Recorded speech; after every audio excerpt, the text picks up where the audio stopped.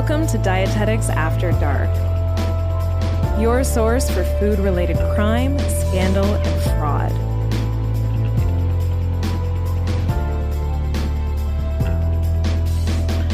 Hey, Becca, how are you? Hi, Sarah. I'm doing well. How are you? I am doing well, and I'm so excited to tell you everything I've researched for today. Same to you. Honestly, today is such a big episode that I almost feel like we should just dive in right now. I think so, too. Although I think every episode we do is a big episode.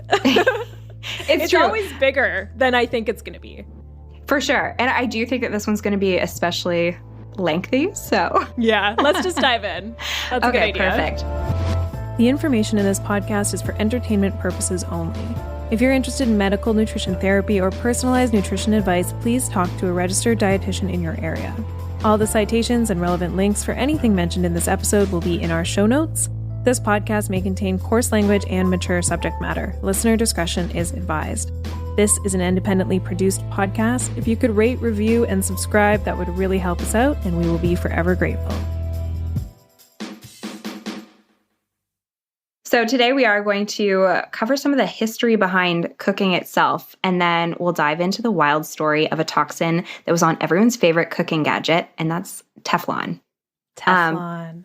Yep. But before we get into it, I feel like we should dedicate this episode to one of our listeners who sent in the idea to cover this topic, and that is Gran Aficionado. So this one goes out to you. Yes, great topic idea. I'm so excited to learn. I actually don't know too much. Amazing. Let's do it. Okay, so before I start, I need to know what your favorite kitchen gadget is. Ooh, good question. I know, tough question. That's a really good question. I feel like I have so many. Things are popping into my head. Can I pick more than one? Yeah. Okay, one that I didn't know that I needed or wanted. Garlic press. Yes, that's mine. Yeah, it's a good one. Well, it's like, I have two as well. Okay, another one, Spiralizer. Oh, yeah, that's so a good one. Fun to spiralize veggies, put them in salads and things like that. And you can get one for like $5. They're pretty cheap. Totally. That's a great one. And then I think, obviously, I would probably have to say a frying pan. A frying pan. Perfect. Foreshadowing. Yeah. I was going to say garlic press is such a game changer. I use it daily. And like before, when I was chopping garlic, your fingers smell like garlic for days. It's just not great. So garlic press is fantastic. And a good blender. Oh, yeah, that is a good one. Like a high-powered blender changed my smoothie game, my sauce game, my soup game. It's really good. That is good. Can I have something like really embarrassing to admit? Yeah. Go ahead. I love when my hands smell like garlic. Sniffing your garlic fingers. Okay, so today I am going to give you a brief history of cooking and tell you all about how kitchen technology changed life as we know it, especially for women. I'm so excited. So for the vast majority of human history, the only way to cook was over an open fire. Humans have been using fire to cook their meals for nearly 2 million years, and learning to cook our food is actually thought to be one of the most important evolutionary steps for humankind. Not only did it allow us to make our food taste better, but it also makes it safer, more digestible, increases nutrient availability, and increases the energy density. Amazing. Let me explain. So cooking actually helps make our food safer because it reduces the number of parasites, bacteria, and in some cases, even toxins. It helps to soften tough fibers in foods, release more flavors, and help speed the process of chewing and digestion, which actually allowed humans with maybe smaller teeth or weaker jaws, like children and seniors, to eat more food. It allows you to consume more energy-dense foods and reduces the amount of time required to digest those foods. And this extra nutrition and energy actually helped our ancestors spend less time searching for food, which entails expending calories, right? And less time chewing through tough plants, which actually also requires quite a bit of calories for a lower caloric payoff. Makes sense, right? So you're chewing on raw foods all the time. They're typically less calorie dense, but when they're cooked, you can eat more easily, get those nutrients. It's great. I love cooked food. Absolutely. I automatically think of celery. Yeah, Like- celery is a perfect example. Raw versus cooked in like a soup or something. Yeah, So different. totally. Or like spinach, for example. Mm-hmm. A bag of raw spinach, first of all, kind of, I don't want to eat that pretty much ever. But if you add that into a pan and cook it down, you can eat a whole bag of spinach in like 3 bites. It's crazy. With lots of garlic. With lots of garlic. Okay, so studies have actually shown that individuals who follow completely raw food diets typically have very low BMIs, and up to 50% of women who eat exclusively raw foods become so malnourished that they develop amenorrhea, which is a lack of menstruation, which is no joke. Amenorrhea is actually your body saying that it does not have enough energy to support a pregnancy and basically shutting that system off until proper nourishment can be achieved. So this happens even if the individual following a raw diet is technically consuming enough calories, because research suggests that we don't fully extract the same amount of energy or protein from raw foods. So even if you're ingesting, lots of food, a fair amount of calories, that doesn't mean your body is able to use it properly. So before cooking existed, humans were eating raw. That's pretty much all there was, right? Mm-hmm. Okay, so cooking completely changes the amount, type, and density of nutrition that humans are able to get from food. And around the time that cooking kind of came into the picture, we actually see a significant increase in brain size. No way. That's cool. Yes. So the theory, which is proposed by anthropologist Richard Wrangham, is that with cooking, humans now have energy available to develop our intellect and our brains. And having a big brain is great, but You would know. I would know, one of the biggest out there. But it's also energetically very expensive. So the brain actually requires more energy for its size than any other organ. And so it makes sense that around the same time we see the brain increase in size, we also see this increase in energy availability thanks to cooking. Okay. And this makes so much sense to me. Like, just thinking about when we're studying and whatnot, how I often crave more snacks and more food. I feel like I'm probably exerting a lot more energy. It's that brain power. So not only do we have greater nutrition and energy availability with cooking, of course, we can now spend time thinking of better ways to hunt, to live, to develop culture, connect with others, create art, and develop early technologies. All these things that make us human thanks to cooking. So around the same time that our brains grew, and this is approximately 1.8 million years ago, fossil evidence also suggests that our teeth and our digestive tract decreased in size. So our heads literally got bigger and our waists actually shrunk because we needed less physical space to digest raw food, and our teeth didn't need to be as powerful. This is, again, a theory. It's so cool. Yeah. Honestly. I hope this is real. Well, it's kind of hard to know for sure because it's tough to trace these things back millions and millions of years. But the theory seems pretty solid in my eyes anyways. It checks out too. This could suggest that our Homo erectus ancestors actually started eating softer and higher quality foods around this time, which further supports the idea that we started eating cooked foods around this time. So, like I said, there's some debate around when humans actually gained control of fire and started using it regularly, mostly because it's so dang long ago and it's hard to find 2 million-year-old fire pits, believe it or not. But estimates typically range from about 1 million to 2 million years ago. So, cooking freed up a lot of our time. For reference, the great apes, who eat mostly bamboo shoots and stems, spend about 4 to 7 hours a day just chewing. Wow. I know. And that doesn't leave a lot of room for intellectual development. Studies have also shown that chimpanzees, our closest relative, have many of the traits that early humans had that could indicate a capacity for cooking. So, for example, chimpanzees actually do show a strong preference for the taste of cooked food. They've shown that they have the patience to wait for food to cook. Like, they would choose to wait for cooked food over immediate raw food. So interesting. That they can plan for and transport foods to a cooking site. Wow. So can they cook? I think with human help. But it was the coolest study. It's linked in the references, but I'll also send it to you because I was like, this is so cool. Yeah, I'd like to see that for sure. So what we do know is that when humans gained control of fire, it was a total game changer. Fire could keep us warm. It could provide light. It could keep predators away. It could also act as a weapon against them if needed. It allowed us to create more advanced hunting tools by melting and molding materials. And it provided a method for cooking food that led to significant changes in both diet and behavior. One of the biggest changes in behavior was congregating around the fire and sharing meals. So by bringing people together to eat, cooking around a fire actually laid the groundwork for human society. Today, this shocked me, which I guess, I don't know, seems like it shouldn't have shocked me, but it did.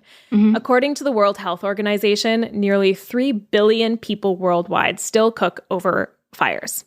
Does that surprise you? That is crazy. I don't know if that surprises me. I've never really thought about this question before. It makes sense, but when I first read 3 billion cooking over fire, like how have you ever cooked over a fire? Camping. Yeah, just camping. Definitely Me camping. Too. My dad used to have this like contraption that you'd put like 2 pieces of bread in and pie filling. Oh, cool. And then you'd cook it over the fire and you'd get these little mini pies. But we used to cook most of our food when we were camping over a fire. Like oatmeal. Can you imagine doing pasta. that every day? No, I can't. It's so time consuming. One time, Geoff and I went camping and we are not super familiar with cooking over a fire. It's a totally different experience. Like to get the fire to the perfect heat, it's challenging. But we did we did corn cobs, we wrapped them in tinfoil, we just stuck them over the fire. And then we did portobello mushrooms too, and we wrapped them in tinfoil and put them in the fire basically on the grill, but really close to the fire. And then I went to check on them, I don't know, a couple minutes later. It felt like no time had gone by at all. And I went to check on the mushrooms and they were gone. They were just ash. There was nothing. I opened up the tinfoil and they were big portobello mushrooms and they were just reduced to nothing. Oh my goodness. So clearly my fire was so hot. That Such hot fire. Cremated the creminis.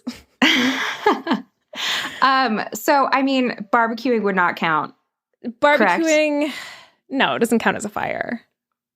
Is technically fire. It is technically fire, but you're typically using some sort of starter fluid and gas to ignite the fire. It's not okay. So we're talking wood burning, fire pits, fireplaces. Fire pits. Okay. Yeah. Because gas, gotcha. I'll say this later. I'll say it right now, actually. Not until the end of the 1800s did gas stoves become popular. Okay. So cooking over open fires or wood fire stoves. Okay. Until relatively very recently. Mm-hmm. Okay. So in terms of more modern cooking, up until about 150 years ago, most North American households used a kitchen fire, and maintaining that fire around the clock was essential. So before the invention of matches in 1826, the housekeeper, or usually the woman of the house, would use a heavy metal lid, and they would put it over smoldering embers at night to keep them hot enough until morning. And then as soon as you wake up, that would be step number 1, kickstart that fire again. And maintaining this fire would be an ongoing activity throughout the day. And one source I read said that in the pioneer days, if your kitchen fire ended up going out completely, you would have to walk to your nearest neighbor's house, get some of their hot embers, and bring them back to your house to start your fire again. That's so much effort just to, breakfast, lunch, and dinner maintaining this fireplace. So as you can imagine, cooking over a fire took some serious time, and it sounds like more of an art form. So you really had to regulate the temperature and get to know your fire and put whatever amount of wood in, and then gauge the temperature of the oven with just your hand, to kind of put it near and see what temperature it was at, and then adjust that temperature by either putting more wood on or taking some off. And it's just a lot of work. It sounds like the sourdough starter of the 1800s. Oh my gosh. Have to put so much love into it. So much love. Yeah. But even worse, because you probably have a sourdough starter and a fire pit. So much going on. So much going on. So there were stone and brick ovens in ancient Rome and ancient Egypt, and cast iron ovens were really popular as early as the 1700s. And so a cast iron oven was when you could actually have one fire source in the cast iron stove and control the temperature on the stove top. So you're kind of getting closer to a modern stove, but it's still run by fire inside. Okay. So by the end of the 1800s, like I said, gas stoves were pretty popular, and electric stoves were invented towards the end of the 1800s, but only used really for hotels or large-scale operations. So in news that is shocking to probably no one, the burden of cooking and cleaning has historically and currently fallen primarily on the women of the house. And the rise of different household technologies actually played a pretty significant role in women's liberation. So I don't want to minimize the decades of activism and fighting for basic human rights done by early feminists and the suffragettes for things like the right to vote and own property and have access to education and contraception and all these incredible things. There's so much more to women's rights than household appliances. But the fact is that household technology freed up a ton of our time, which ultimately played a role in allowing women to enter the workforce. So it's actually interesting, and I wasn't going to say this in my part, so I might as well say it now, because I found this image that I was thinking we could include in our Instagram post for this episode. Yeah. And it's a woman with like a Teflon pan scrubbing it, and it says, "What a way to start married life. There are better things in life than being married to a sink." So it's essentially playing on that, spend less time at your sink, do other things, happy life. God. That's funny. I rolled for those at home. Okay, so in the 1800s, the typical mother worked constantly at home and had an average of 6 children. In 1900, this is only 121 years ago, the average household spent 58 hours a week on housework. That's crazy. Including meal prep, laundry, and washing dishes. And by 1975, only 75 years later, the average household spent about 18 hours a week. So huge difference in less than a century. So I calculated how much time I probably spent on cooking and cleaning in a week. Nice. And I think it's 11 to 12 hours, which honestly seemed like a lot. Like when I first saw that, I was like, oof, that hasn't really decreased too much since like the 1970s. But I'd make food multiple times a day, every day. And then I added on like 3 hours for household chores just throughout the week, which seems reasonable. I think that's a good estimation. Yeah. Yeah, I'm now interested. Maybe I'll record it this week, Friday to Friday, see what happens. Yeah, I did an hour and 15 minutes for cooking each and every day is what I put, which I think is a little generous. I've been trying to get into meal prepping to like get that time down, especially before the master's program starts. So I've been doing like mass batches of food and then freezing them and stuff. So yeah, really this helps. Past week, it was probably over 12 hours, but hopefully in the long term. Hopefully the upcoming weeks. Yeah. So I'm going to tell you the story of one woman and how her invention changed dishwashing forever. Do you have a dishwasher? I do, yeah. You do? Do nice. You? No. And I haven't had one pretty much ever, like in any of my apartments since moving out. Do you find that takes a lot of time after you cook something? Well, Jeff does all the dishes. Oh, so we have a system where whoever cooks, the other does the dishes, and I typically cook and he typically does the dishes. It sounds like you have the better deal. Yeah. In my opinion, totally. He says he likes doing the dishes, and like frankly, I'm a better cook, so he gets better food. And then does the dishes, which he doesn't mind because he just throws on a podcast like Dietetics After Dark. Okay, so the woman who invented the dishwasher. Josephine Cochran was a wealthy housewife in the 1860s and 1870s, and she would often throw fancy house parties using her fine china that dated apparently back to the 1600s. So really good stuff. After one such event, the servants were washing the dishes by hand, and apparently one of them chipped one of her fine china plates. causing Josephine to proclaim in frustration, "If nobody else is going to invent a dishwashing machine, I'll do it myself." It kind of made me laugh because no one's putting their fine china in the dishwasher, I don't think. Anyways, like, you hand wash that stuff. And even though she's a woman, she's an inventor, sounds pretty groundbreaking for her time. Based on that story, she sounds kind of mean. I've never met her, but just sounds a little not so nice. Anyways, Josephine did invent a dishwasher in her backyard, which is pretty freaking cool. And it was a very good one. She was able to patent it. And there were a couple of models ahead of hers, but hers was the very first one to use water pressure as the main method of cleaning. So other ones had like sponges and things like that, a lot of moving parts, and they never worked very well. But hers used water pressure, and it was pretty effective.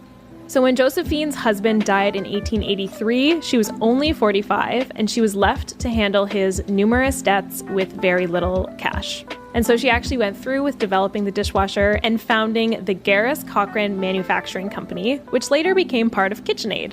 Ayo, that's my dishwasher. Yeah. KitchenAid, nice. Well, I have a bone to pick with her because our water pressure ain't that great.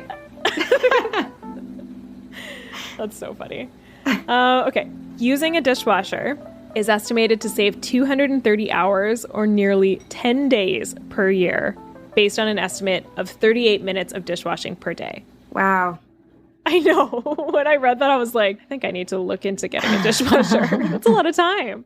It is a lot of time. Dishes, so doesn't matter. It's fine. Until he brings it up, you're good. Okay, so while these new technologies did free up time, they also raised standards for cleanliness and culinary prowess, and actually kind of served to add to the burden of household work in some ways.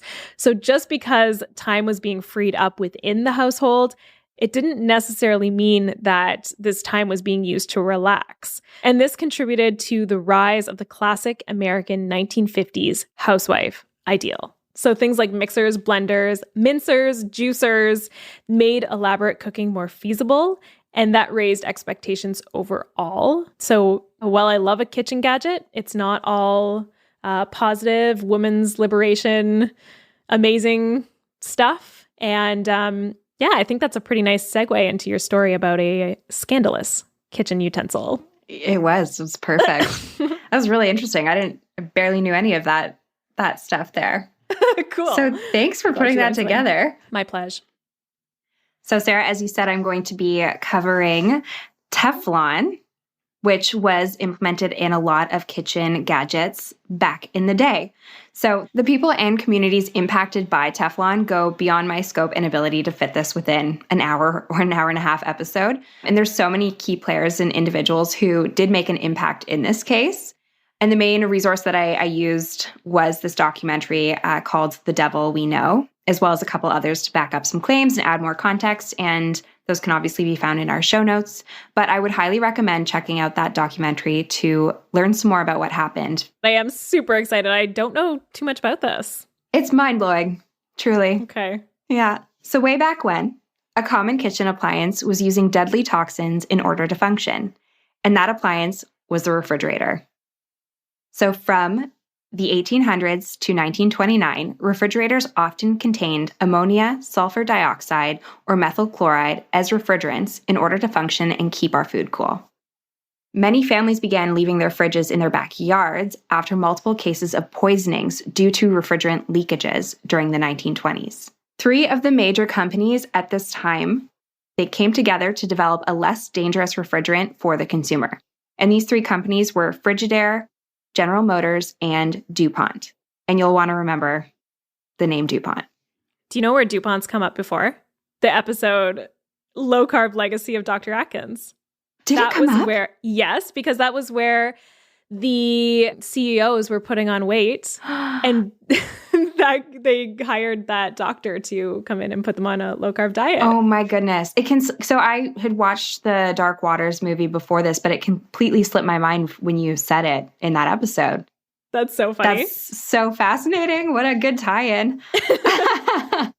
Okay, so yeah, remember the name DuPont, as I'm sure you will.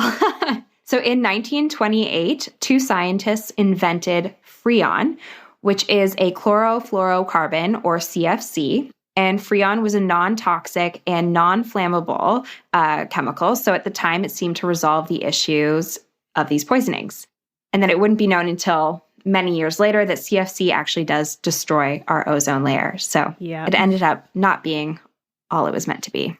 Okay, so on April 6, 1938, so about 10 years after the invention of Freon, Dr. Roy J. Plunkett, who was a chemist, was experimenting with gases in the lab trying to develop a new refrigerant.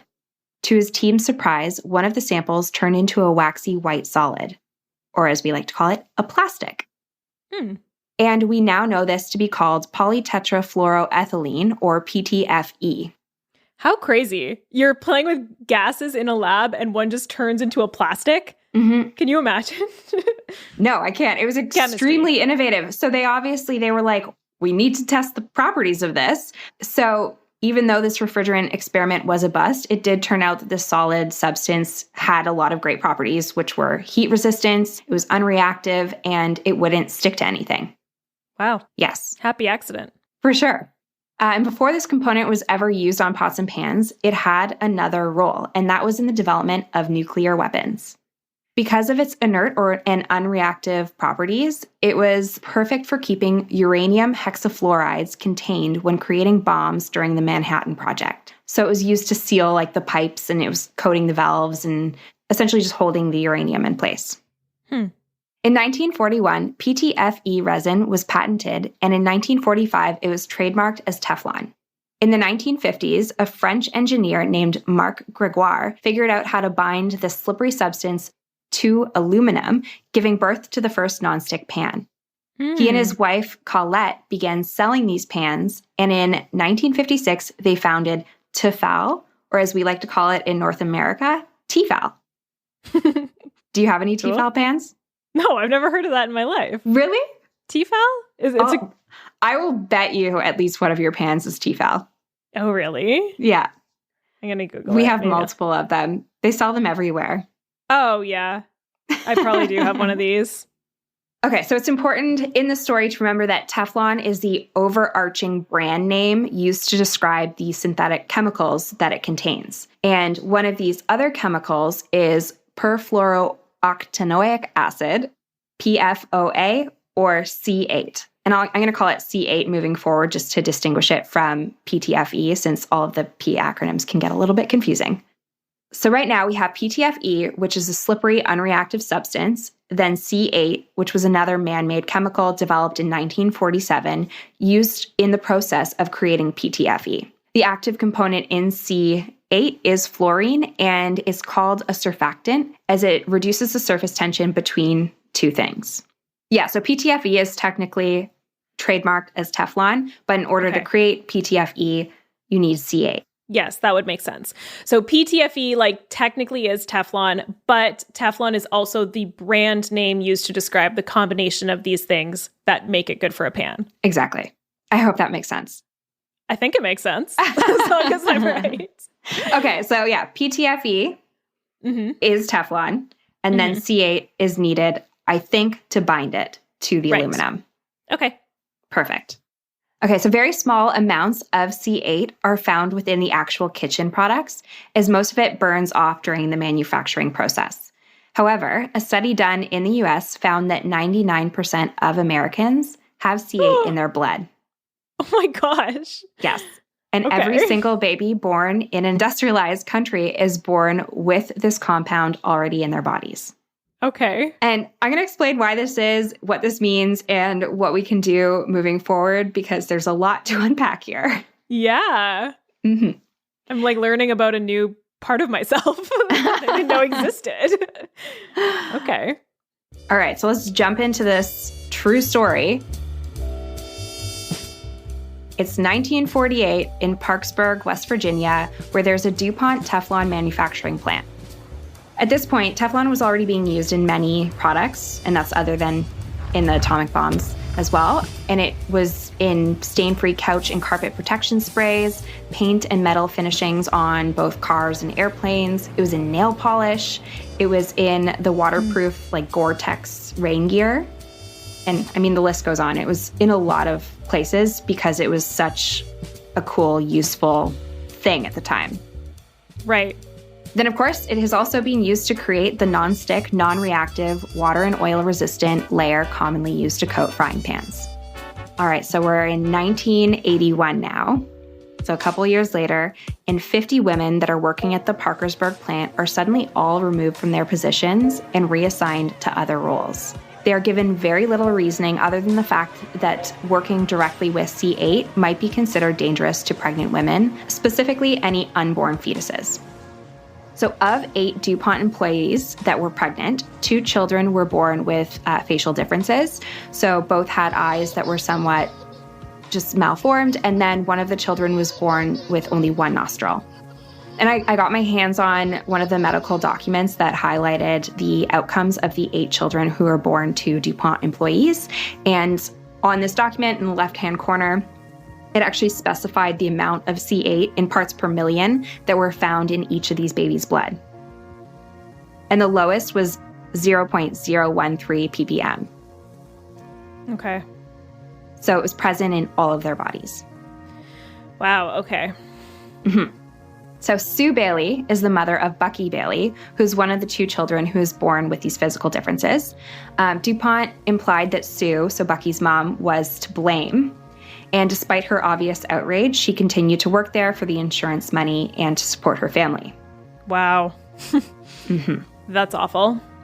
It really, really is. Throughout her pregnancy, she had direct contact with the chemicals, and part of her job was actually to take the water that was discharged from the C8 and to pump it out into the Ohio River. Bucky was born with a higher C8 level in his blood than was found in his mother's blood. So obviously what they had found, like DuPont had found, was accurate. And as a child, he required 30 surgeries to help him with his breathing and with his eyesight.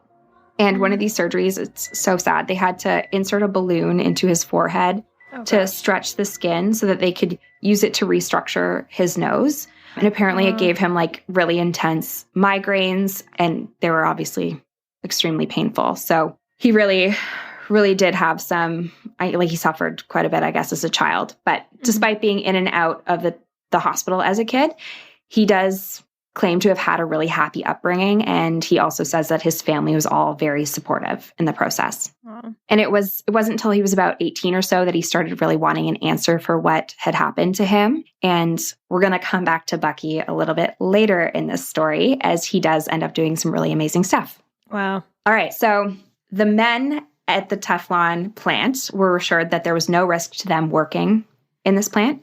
So they continued doing their day-to-day. And at this point, DuPont was producing about 2 million pounds of Teflon a year from this specific Parkersburg plant. Now, 2 million pounds of product surely produces quite a lot of waste, and it definitely did. DuPont made an agreement with a farmer by the name of Wilbur Tennant to purchase some of his land with a promise that they would only use it for non-hazardous waste. However, shortly after the purchase, many fish and other animals started dying on the Tennant farm. Oh. Tennant's cows began being born with physical issues such as cloudy eyes and black teeth, and eventually his entire herd died. Oh my gosh. Mm-hmm. The whole herd. The whole herd. So like his whole livelihood. Wow. He claimed to have tried to work with a number of vets, but that none of them really wanted to get involved. And in 1998, he decided to contact a corporate defense lawyer named Rob Billett to see if he would help with the situation. Now, if you've seen the movie Dark Waters, Billett... You haven't? It's a really good movie. But Billett is played by Mark Ruffalo. I love Mark Ruffalo. Yeah, he's great. So if you do see it, you'll at least know who we're talking about. Wow, okay. And this man, Billett, is really the one who kind of exposed it all, or he helped all, like, this community expose it all. I'm shocked we're at 1998 right now. I didn't realize. I felt very far removed from all this. Mm-mm. No. Okay. I won't say anything else because I don't want to spoil.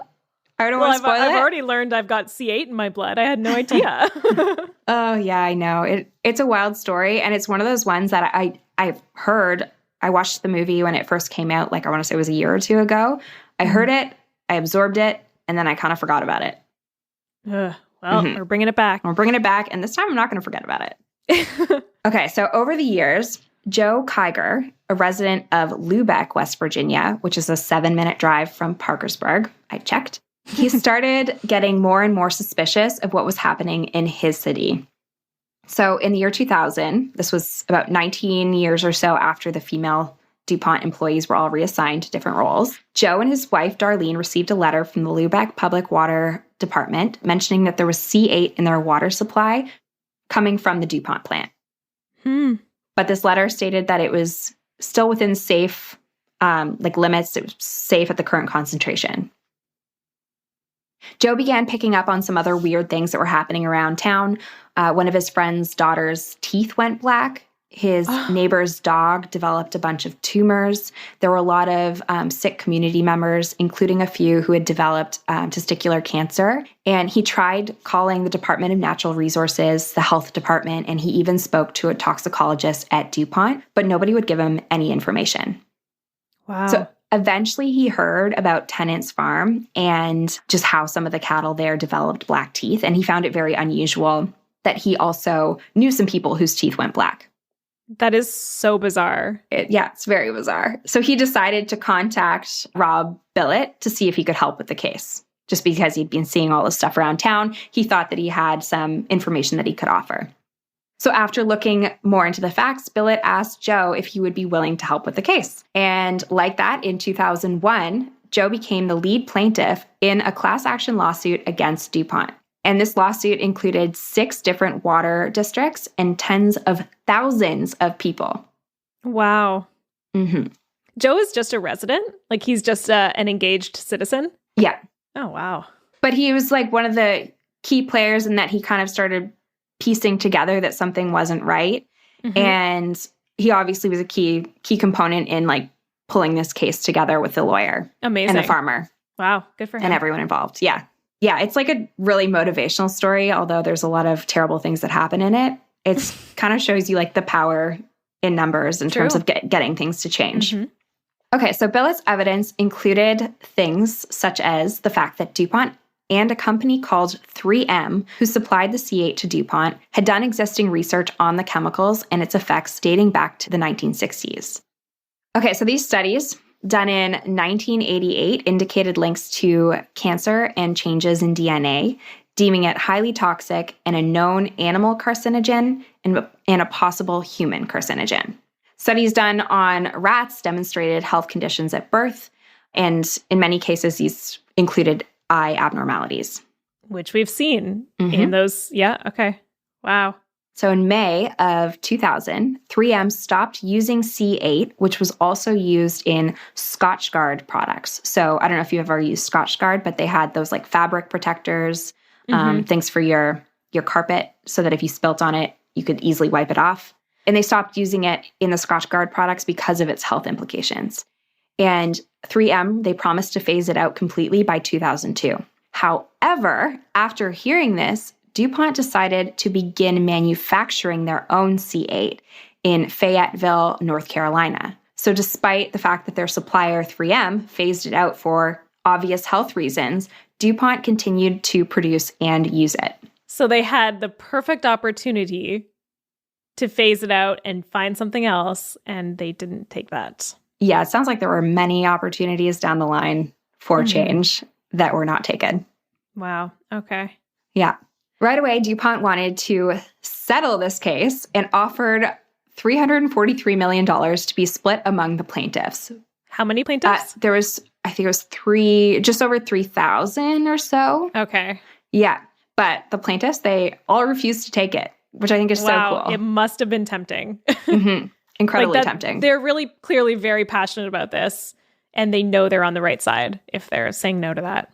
Yeah, and I just think that they probably didn't want to be hushed for something that is obviously happening, not just to them or their families, but the entire community and surrounding communities. Like this affected 6 water districts that were known at this time, that were like engaged in the lawsuit at this time. Yeah, wow. Yes. Okay, so instead, what they decided to do was put together a team called the C8 Science Panel to help determine whether C8 is linked to any human disease. And if you can remember so far, like most of the studies that were done were by the manufacturers on rodents. Yes. So if the panel could prove a link, that meant that each plaintiff could sue DuPont individually for personal injury. However, if the panel could not find a link, it was incredibly likely that a jury would find DuPont not guilty and they would essentially never be able to be charged for the same thing again. So the stakes were incredibly high. Yeah. In order to identify an association between a contaminant and a disease, I'm sure you know this, but you need a massive amount of people to participate. So the C8 Science Panel put out advertisements for volunteers offering up to $400 to anyone who's willing to have their blood tested for C8 and to give the panel access to their medical records. Now, it's estimated that around 70,000 people gave their blood, making this was the largest human health study in terms of scope in the world. Wow. Okay, so clearly there was great public concern at this point. If 70,000 people... Public concern, the fact that they used some money to get participants. So one of the big things that they said was that I think that this took place in October, November. So it was right around Christmas present buying time. And so offering $400 could be beneficial to some families. So if you have both parents go, have their blood tested, that's $800. That's a great Christmas. Yeah. Makes sense. And it's a pretty low investment on their part, just blood tested and access to medical records. But still, 70,000 people is so impressive. Yeah. Yeah. I don't mean to take away from that. That is incredibly impressive. Okay. So it took the panel over 7 years, but in 2012, they came back determining that there was, in fact, a link between C8 and 6 known diseases. These included kidney and testicular cancer, thyroid disease, ulcerative colitis, preeclampsia, and high blood cholesterol. And as I said, this meant that anyone residing in the area who experienced any of these diseases with a link to C8 could sue DuPont for personal injury. And over 3,500 people did. Wow. I'm going to get a percentage here. 3,500 out of 70,000. 5%. 5%. 5% of the population had one of those 6 conditions. Okay, but I think that there may have been, they had to prove it, correct? They had to prove it in court. Right. And they had to go through the whole legal proceeding. There also had to be, I think, potentially linked to C8. So they had to measure the blood and maybe do some additional testing. So these were the number of people that wanted to move forward with a lawsuit and potentially extra testing, I'm guessing. And had enough of a case to make it hold up in court, probably. Okay, cool. Yeah. And that's also not to say that those 70,000 people partook in the testing because they wanted to sue. They just thought it was the right thing to do at the time, so they did it. They did it for science. Yeah, the sake of science. A 2017 news article published by Reuters and written by Arathi Nair confirmed that DuPont and Chemours Company, which is a new one, and it's actually the sister company created by DuPont, they agreed to $671 million in settlements to resolve the 3,550 personal injury claims. So I guess that's the exact number. Wow. Yes. But that's huge. All of the CEOs and employees who allowed this to happen for as long as it did, they continue to walk free. And this really got me thinking, because when does this happen? It made me think about the 1982 Chicago Tylenol poisonings, where the medication was swapped out for cyanide, and it killed 7 people. And as we know, this case, it remains unsolved, but had they caught the person who did it, they would never let them walk free. And that was 7 people. The effects of C8 affected people globally, and many deaths and health effects and stuff can be attributed to the decisions that were made at DuPont, and nobody was arrested. Yeah, that's alarming, especially since the studies started coming out in the 80s. What year was it when they moved the 50 women to different roles? I think it was 81. That was 81. So in 81, they had enough information to transfer 50 people out of their current jobs. That's not easy. Yeah. That's a huge action for a company to take. Yeah, and their study started in the 60s. So they had research dating back to the 60s in this court case. Wow. Anyways, in addition to these settlements, DuPont was fined by the Environmental Protection Agency a total of $16.5 million for failing to report the health risks linked to C8. But at the time, DuPont was selling approximately $25 billion worth of products every single year. So it was hardly a slap on the wrist. Yeah. And somebody in the Devil We Know documentary is quoted asking if $16.5 million seems fair for contaminating humanity, which I feel like really put things in perspective for me. Yeah.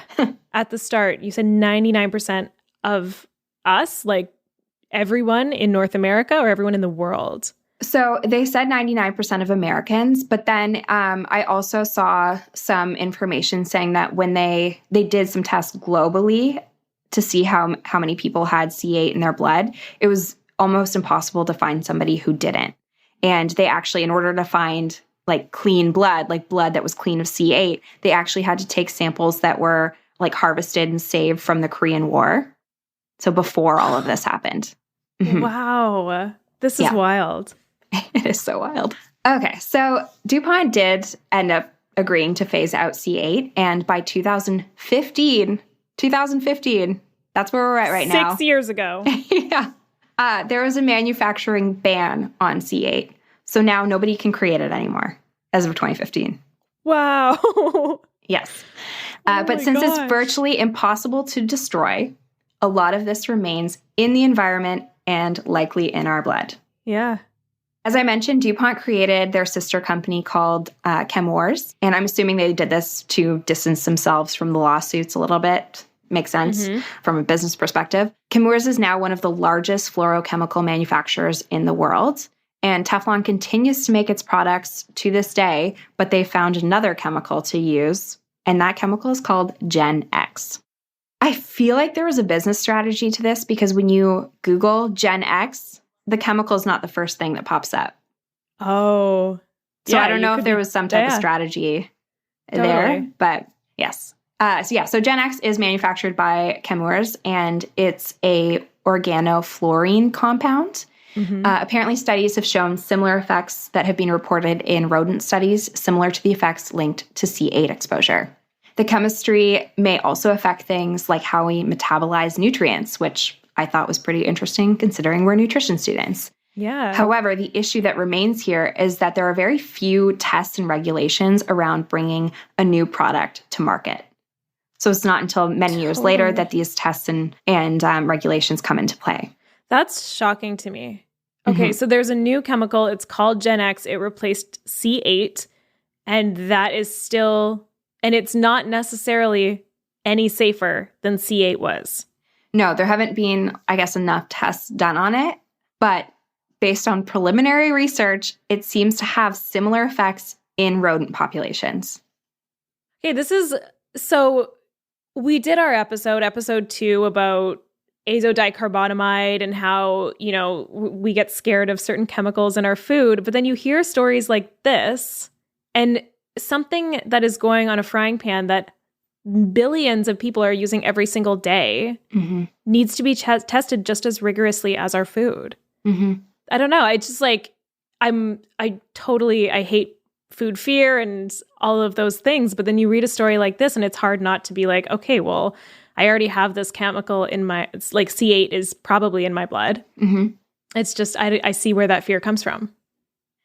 Absolutely. And I think like the one thing to come from this is to just, again, be an informed consumer and just kind of know what's going on, what's the most current research if you can. And it is tough. It is tough because even in myself, like going over this information again, I was like, oh, shoot, I really do need to replace my pots and pans. Totally. I'm going to go check my pans right after this. Yeah. I have one in mind that I use all the time that I'm like, it's pretty nonstick.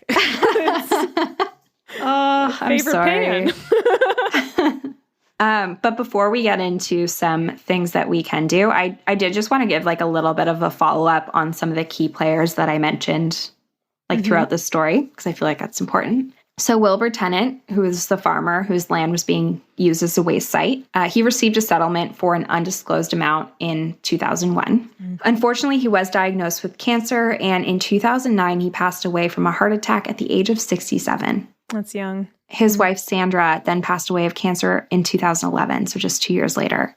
Wow. But without Tennant's story, testimony, and his motivation for justice, this case likely would not have it would not have picked up as much traction as it did. So, I mean, they did lose their livelihood, but in turn, he really helped get justice for so many people. Yeah. And then Joe Kiger, the lead plaintiff in the case against DuPont, he has some of his own health issues. He has had to have 9 stents put in and has also had a heart attack. I couldn't find out much information about what he's up to recently or how much he received as a settlement. But as of, I think it was like the 2000s, he was a phys ed teacher in Lubeck, West Virginia. So I think he's still doing that.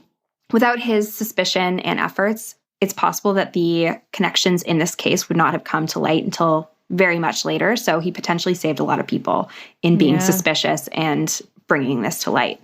Yeah, that's amazing.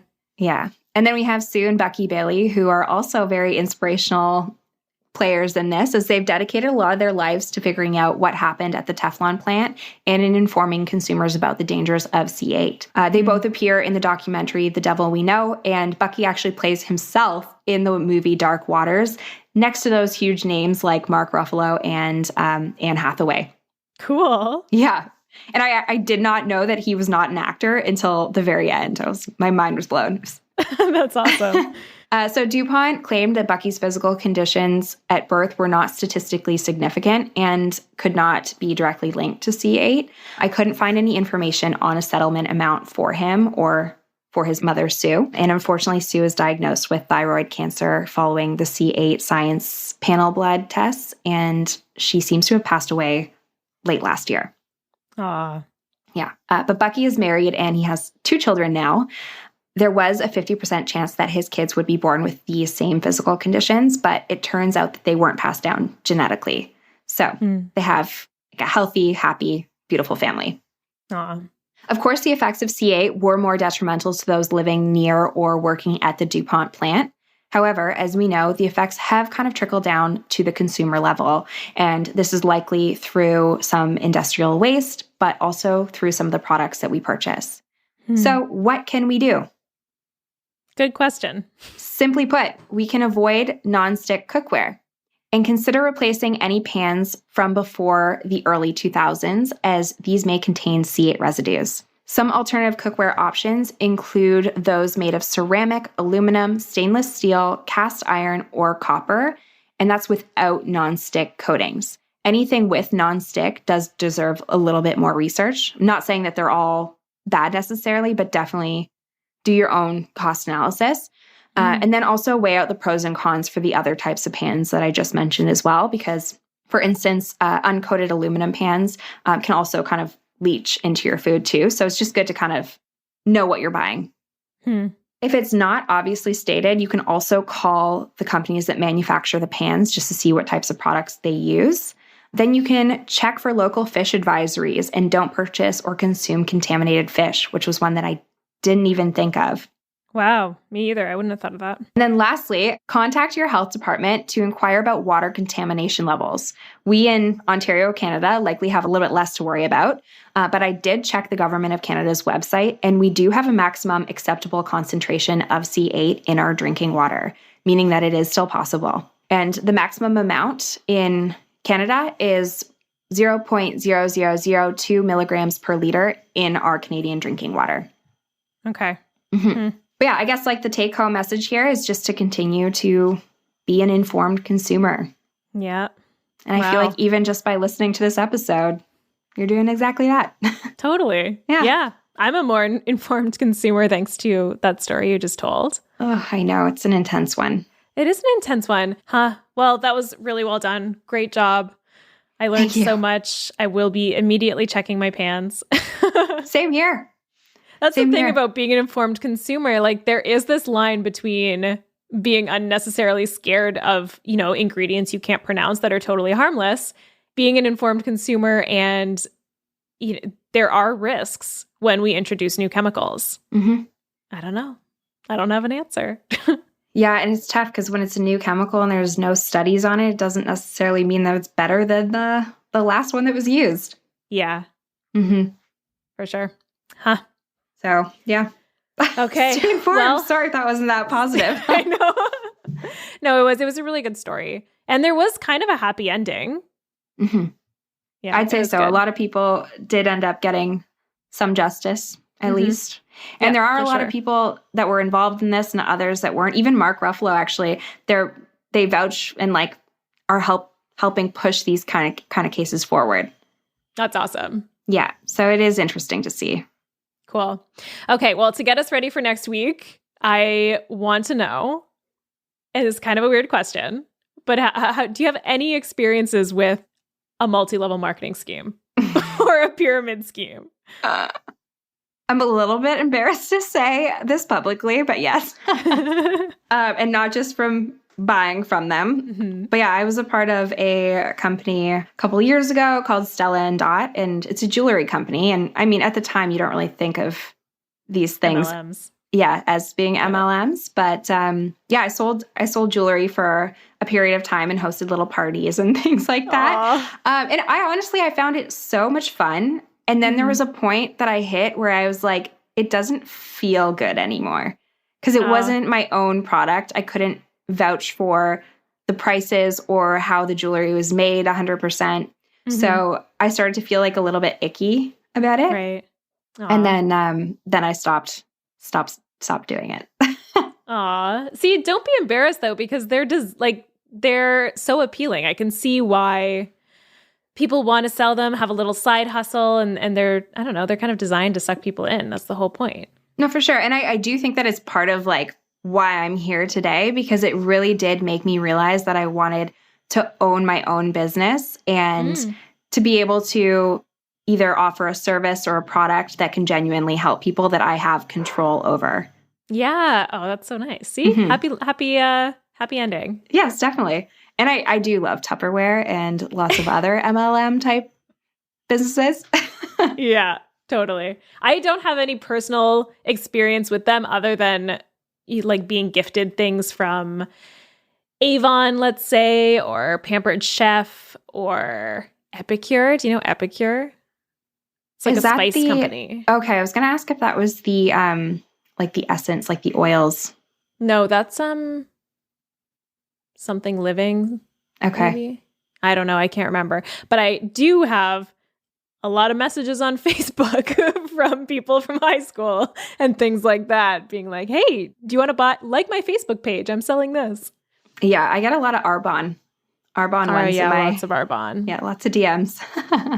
Well, if you don't know what we're talking about and you don't know any of these names, we're going to be talking about it next week. So excited. Thanks for listening, everyone. Bye. Bye. Thanks for listening to this episode of Dietetics After Dark. You can find all the references and materials used to put this podcast together in our show notes at dieteticsafterdark.com. This is an independently produced podcast. If you enjoyed this episode, we would love it if you would rate, review, and subscribe to our show. For more information, follow us on Instagram at Dietetics After Dark. If you have an idea for an episode or segment, email us at dieteticsafterdark@gmail.com. This podcast was recorded and edited by Earworm Radio. We highly recommend their services for all of your podcasting needs. You can learn more about them at earwormradio.com.